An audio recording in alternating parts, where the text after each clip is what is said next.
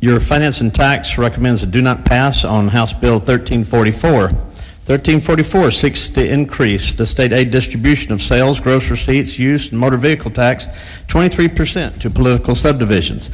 This increase represents an 8.7 to a 10.7% increase from the current 8.7. It accomplishes this through a two-tiered distribution system.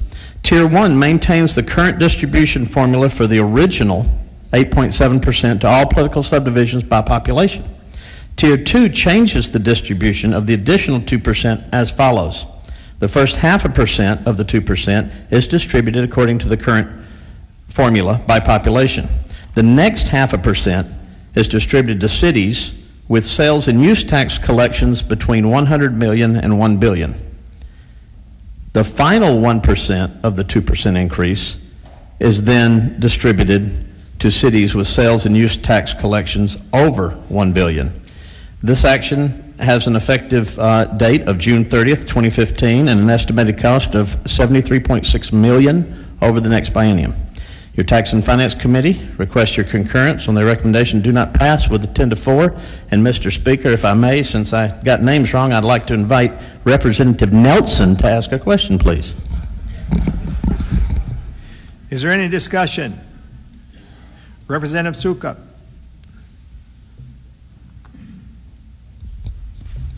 Thank you, Mr. Speaker. Because of reduced oil prices this session, the mode of operation for addressing bills in committee has been, if there is a fiscal note, send it out of committee with a do not pass recommendation. So House Bill 1344 comes to the floor with a 10-4 do not pass. Representative Owens has done a good job in describing the bill, and I thank him for that. The motivation for this bill started 6 years ago when Williston's finance commissioner made me aware of inequalities in the state aid distribution fund. Williston's taxable sales and purchases were growing. Other cities with populations 10 to 20% greater were not. Since the state aid distribution formula is based on the 2010 population census, and Williston's taxable sales were greater than several of the larger cities, the sales tax dollars returned were considerably less. That inequality has grown tremendously over the last 6 years. You all received a 3-page handout from me last Friday. Page 1 of that handout addresses the huge inequality in sales tax distribution. Page 2 was a pictorial presentation of the bill, and page 3 puts projected values into each of the buckets. I'm just going to take a moment here to just kind of review page 1. And if you would take a look at, if you've still got that available, if you'd take a look at the left column, which is black, and the right column, farthest right column, which is red. You go down the black column and you take a look at taxable sales and distribution.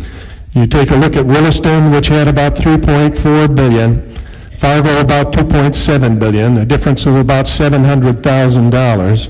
Bismarck 1.9, and you can see them listed down there in order. When you get down to the bottom, you take a look at Tioga, which has got $974 million in taxable sales and purchases, and then it drops down to West Fargo at $324, Mandan at $291. If you take a look over on the right side, with the red column, and you can see there the sales tax revenues that have been returned back to each of these cities. So if you look at the top there, Williston got returned. Now these are 2013 figures because that's the best I could get for the moment. 1.5 million comes back. Fargo, 11 million comes back. Bismarck, 6.4 million comes back. Minot, 4.3 million. Dickinson, 1.8. And Grand Forks, 5.5. So if you take a look at that, Williston, which has the highest taxable sales and purchases, receives the smallest amount of money coming back. And if you take a look at Dickinson and Grand Forks, they are almost identical in taxable sales and purchases. Dickinson gets back 1.8, Grand Forks gets back 5 by 5. Then you go down to the bottom there and you take a look at Tioga, West Fargo, Mandan, those next 8 cities. By the way, these 14 cities generate 87.5% of the taxable sales and purchases in the state. You take a look at Tioga, which is well above everybody else in that particular bracket. They get back 128,000. West Fargo gets back 2.7, Mandan gets back 1.9, Jamestown 1.6. Those 3 cities are still getting more back than Williston is. And then you can go down the line and look at the rest of them there. But looking at Tioga, that's only getting $128,000 back with almost $1 billion in taxable sales, you can see that there are definitely some inequalities. And that's what generated this bill, was that inequality and need to make some changes. So this bill is the result of input and efforts from the Williston Finance Commissioner, League of Cities, North Dakota Association of Counties, and a representative from Bismarck. The bill was presented at a meeting at the Grand Forks Chamber of Commerce with local elected officials and was received with approval and support. There are 2 issues involved in addressing this inequality.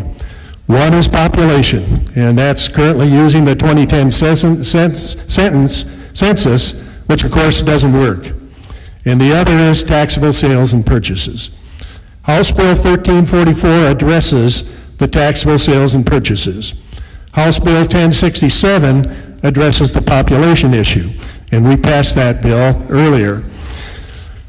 House Bill 1344 takes an additional 2% of sales tax revenues and returns it to the people who paid it through the purchases they made in their respective cities and counties. That's $73 million, which is the fiscal note on this bill, $73 million out of the projected $400 million increased sales and tax revenue to the state of North Dakota for the next biennium. Who's going to get that $73 million? Every city from Abercrombie to Zap. The counties will receive just under $10 million new dollars distributed under the current state distribution formula. You can check out what every city and county will get by pulling up the attachment I mailed to you. The second attachment will give you an idea of what happens when you put estimated population increases for the 14 cities representing 87.5% of the sales tax revenues in the state. Every city that does not have a population increase gives up sales tax revenue to those cities that do have an increase. So what's wrong with the bill? It's a good bill, but it has a $73 million fiscal note. House Bill 1344 benefits all the cities and counties in North Dakota. Current revenue projections are based on the big trigger kicking in, and there's a good chance that that won't happen, changing the revenue projections. We decide, 94 of us in this assembly, we are going to move the good bills forward, and we're going to do our best to fund them. If we can't fund them all, that's when the tough decisions are going to be made. Not today. This bill belongs in the bucket of good bills. House Bill 1344 gives back $73 million out of the 2015-17 projected $400 million increased sales tax revenues back to every city and county in the state, sales tax dollars that every North Dakotan pays. House Bill 1344 is just asking that we give an additional 2% back to address an inequality that will not go away until we fix it, and to put a few needed dollars back to every city and county in North Dakota. I am asking this assembly to put this bill in the bucket of good bills and keep it alive for the big dance with your green vote. Thank you, Mr. Speaker. Representative Hedlund. Thank you, Mr. Speaker, members of the Assembly. I suppose it depends on what area of the state you're from and where you live. It depends on how you perceive this bill. But what we're talking about here is $73.5 million of state revenue. Money that belongs to the general fund of the state. And we're talking about transferring it out to cities and counties political subdivisions who already receive state aid distribution from the state's sales tax collections. So, Mr. Speaker, I imagine, depending on your perspective, you could talk about it, the current formula being inequitable. I suppose if you live in an area where there's a lot of development, you probably do believe that some of those state or those sales taxes collected do belong to you. But, Mr. Speaker, it's been this state's policy that we collect sales tax to benefit the state as well.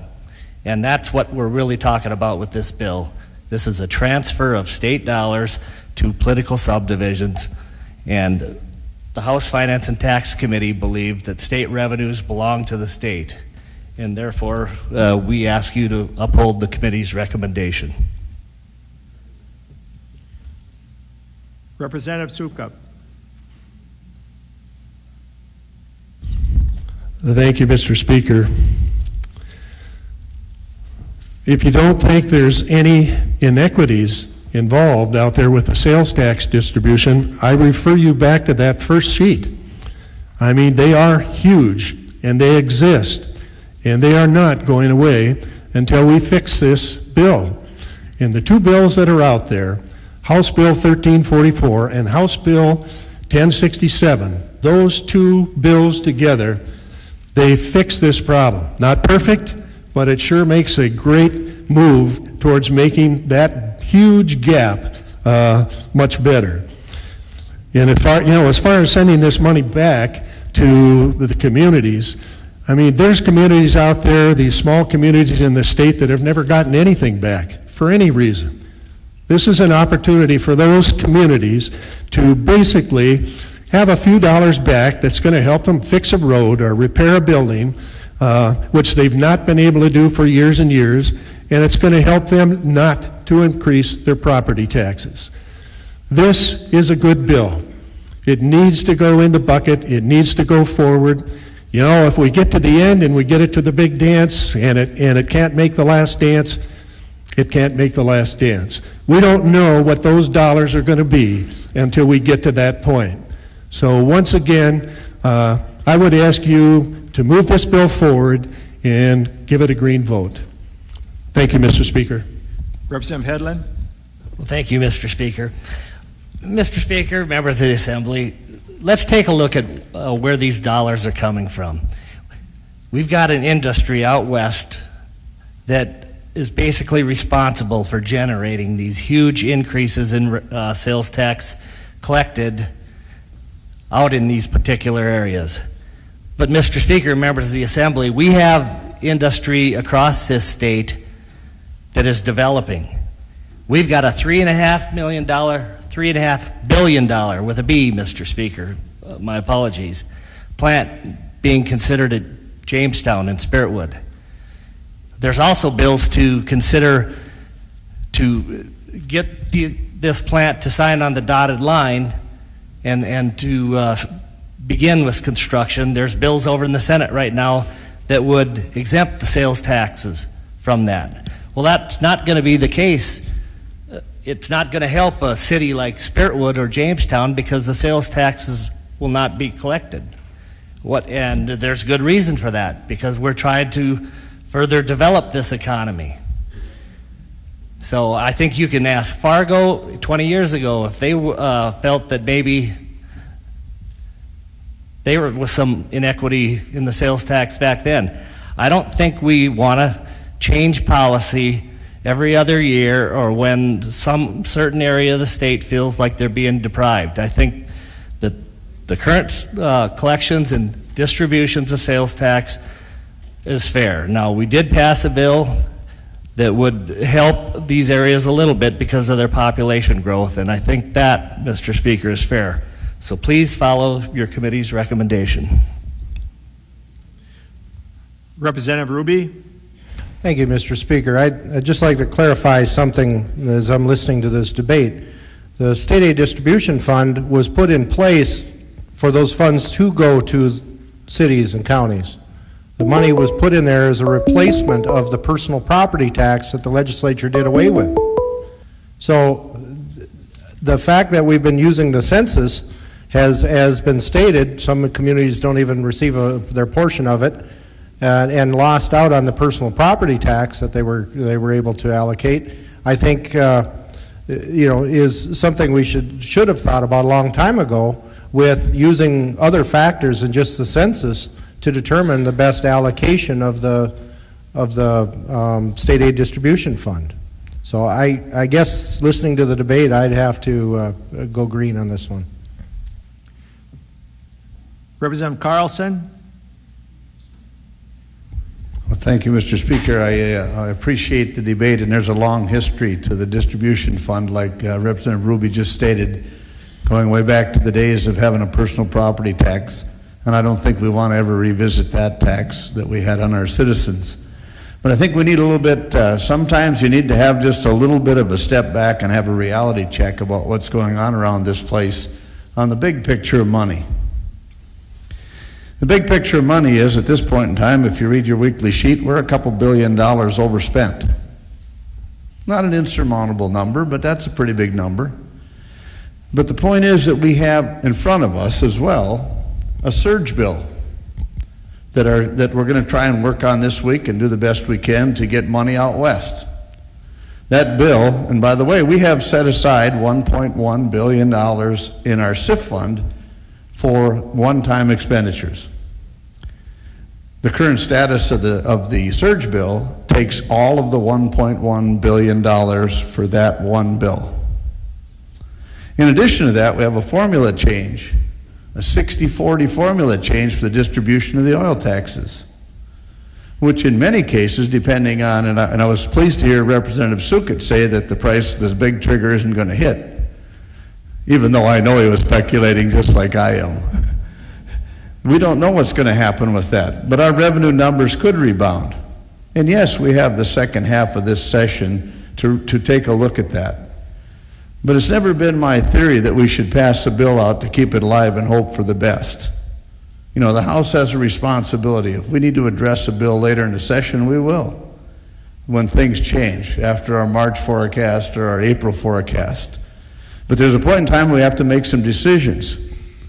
If you look at the surge bill and the fact that that money is gone, even moving $450 million into that bill for highways, it leaves us $700 million short for highway projects.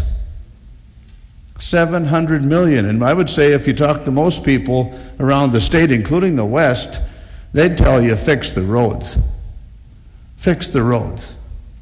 And there's no money left to fix the roads. So where does this money come from? It has to come from somewhere. There's programs out there to have funding for school construction projects. There's no money for that if we do all these things. This is a place where you have to make decisions.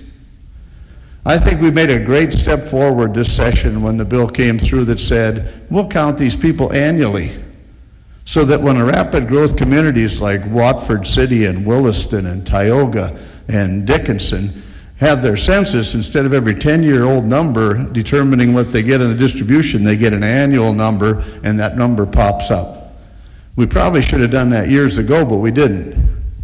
So I can't support the $75 million change in the formula. Take a look at the big picture and the numbers, and quite honestly, the money is not there to do that. For years, when I first came in here, Fargo was the big gorilla in the tank, supplying a majority of the income or the sales tax collected in North Dakota. And I don't ever remember them wanting us to change this because they knew it was a statewide obligation to do it. So we don't need to be east or west. We need to have a good, clear policy of where we're going. And at this point in time, Mr. Speaker, I don't see how this number and this change fits into our budget. It just, the numbers don't work. I think highways are important. I think schools are important. Today, there would be no money left to continue that 12% that we had for property tax relief. I mean, you have to make choices in here. That's what we do. And for me, that choice is that I'm not going to support this bill. Representative Scarpel. Thank you, Mr. Speaker, members of the Assembly. I can appreciate what Representative Carlson just said, but if you were listening to what he said, we have a surge bill and it hasn't passed, and we have no assurance what's going to happen with it. And I would like to congratulate Representative Sukat for the work that he's done on this bill, because if you look at the sheet he's talking about, Tioga generated $974 million in taxable sales and purchases. The next three cities beneath that don't add up to $974 million, but they get somewhere around $6 million in revenue, while Tioga gets $128,000. Let's be real. You know, if we have to take some money out of the surge bill to correct a formula that's been wrong for an awful lot of years, maybe that's the solution. But if we kill the bill, we don't have that opportunity. Unless you think that this 974 is an anomaly, you're wrong. Over the last several years, Williston has produced around 34% of the taxable purchases in the state of North Dakota. Tioga has produced around 30 to 32% of the taxable purchases in the state of North Dakota. The balance of the state produces less than 40%. The entire balance of the state, less than 40%. And you talk about something that's inequitable. When a community gets, contributes that kind of revenue to the state of North Dakota and gets $128,000, there's something wrong. And I would hope this assembly has enough foresight to vote green on this bill, keep it alive until, like Representative Sukat said, we have time to work all of this stuff out in the end. Please vote green. Representative Kelsch.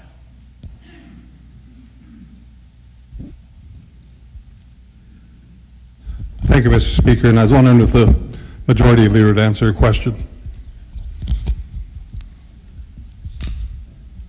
Representative Carlson. Yes, Mr. Speaker, I will. Representative Kelsch. Thank you, Mr. Speaker.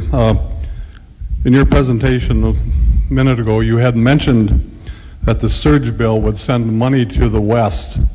Does that mean that you're precluding that there wouldn't be much going to the eastern part of the state? So the reason I ask this, agriculture has also been a very prominent thing in the state of North Dakota and has put a lot of tax dollars into the formula, into the general fund. And we have some pretty bad roads too, and I just wanted to make sure that you weren't precluding by saying we're going to send money out west, that we weren't going to do it as best we can for the east. Representative Carlson.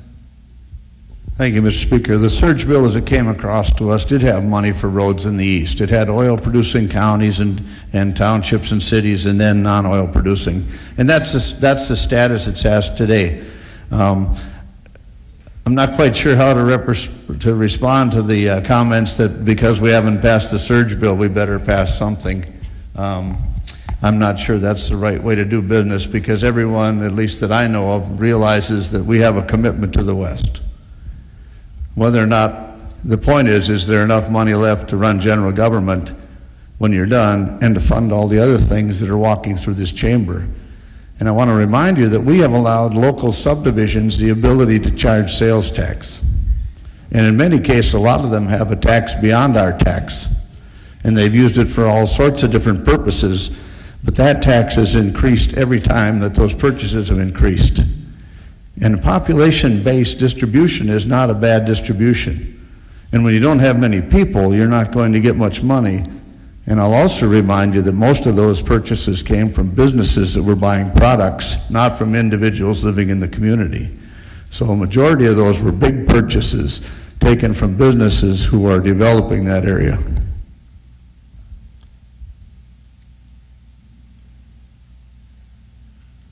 Representative Sukat, that's a third time. It'll be my last time, Mr. Speaker. I just want to make just a couple of quick comments.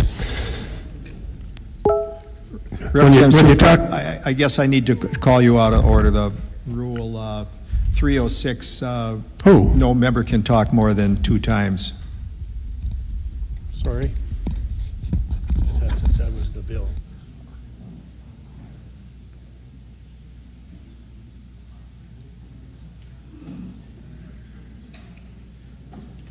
Representative Kretschmeyer,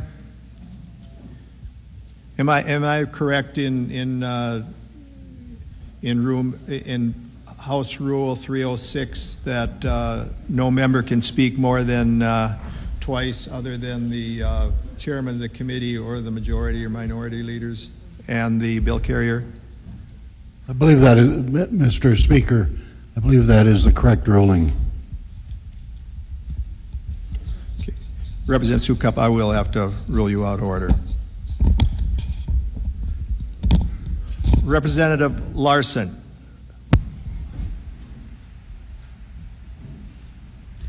Thank you, Mr. Speaker. May I yield my time to Representative Sukup?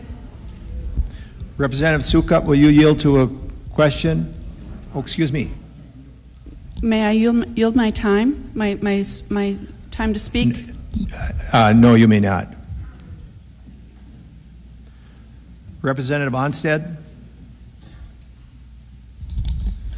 Thank you, Mr. Speaker. Mr. Speaker and ladies and gentlemen of the Assembly, this bill and the previous two bills all dealt with the state aid distribution fund.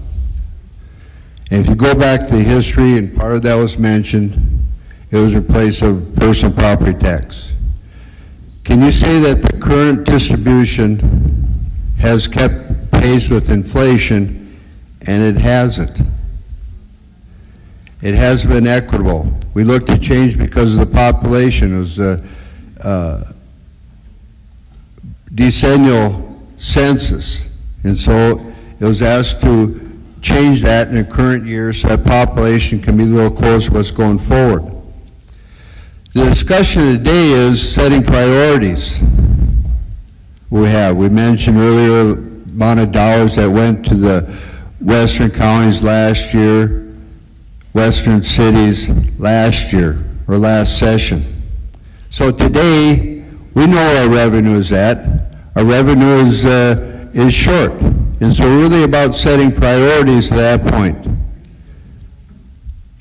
But I think what was being asked is, let's take a look at this total picture.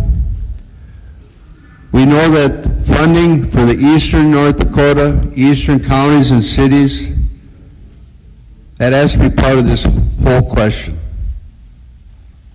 Funding western North Dakota has to be part of it, and creating inequities that we have in place as we're moving forward. And so my discussion and my point is that as we look at these bills, the state aid distribution fund, I think everybody agrees, hasn't taken place and hasn't been corrected fundamentally as we move forward. We are going to place some priorities of who's going to get funding and who's not going to get funding at this point. We got some big decisions that have to be made. And I think the previous two bills and even this bill really should have moved forward so we can have that discussion. And so, Mr. Speaker, I hope we can support this and take it to the next level and look at all of our funding together and not piece by piece. Thank you, Mr. Speaker. Representative Glassheim. Thank you, Mr. Speaker. For what it's worth in regard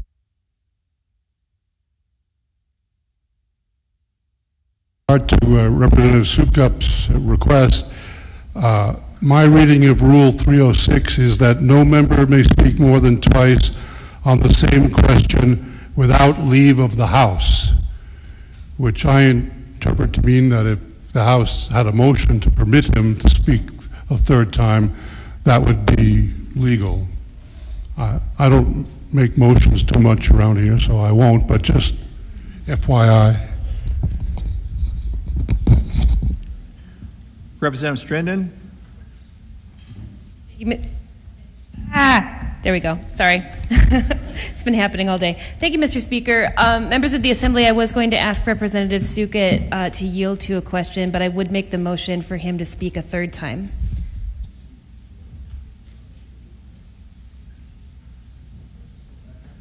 Representative Brandenburg.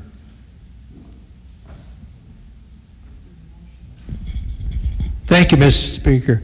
Mr. Speaker, members of the Assembly, looking at this bill and dealing with sales tax in cities, and as we look at trying to find the proper funding dealing with oil counties and non-oil counties, and looking at the DOT budget and the surge bill, and we try to find the fairness and equity to get those dollars to the fair, with a fair manner and a fair place. And working in appropriations, we work very hard to try to find that balance. Last session, $2.8 billion went out in the DOT budget, and about 2/3 of that, you could take 50 to 100 million and you figure it all out, but about 2/3 of that money went out to the western 10 to, you could say 10 or 17 oil producing counties, take a pick, but it went out to the oil producing counties. And the rest of that, a third of it went across the rest of the state. 34 to 43 counties, take a pick, whether you designate them as oil or non-oil counties. This session, we're looking at $2.7 billion. And again, about 2/3 of that money is going to go out to those top 10 oil producing counties. I really think that this body is trying to find the balance to treat everybody fair. And now you're going to throw another wrench into the formula where we're trying to get close and fair numbers to take care of this state in a fair manner. And this bill just will complicate that issue. And I'd ask the Assembly to let's deal with what we got on the table and deal with as we have in the past, and trying to take care of road funding.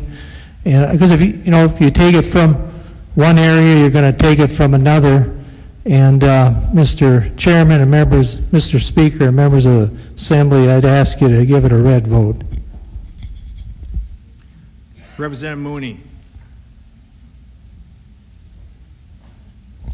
Thank you, Mr. Speaker. I believe we had a motion on the floor. I would like to second that motion. Okay, I'm sorry. I'm sorry that I misunderstood Representative Strindon's motion. We have a motion by Representative Strindon to allow Representative Sukup to speak the second time. Is there a second? Second. Okay, we have a second. All those in favor of allowing Representative Sukup to speak a third time signify by saying aye. Aye. Opposed? Motion carries. Representative Sukup.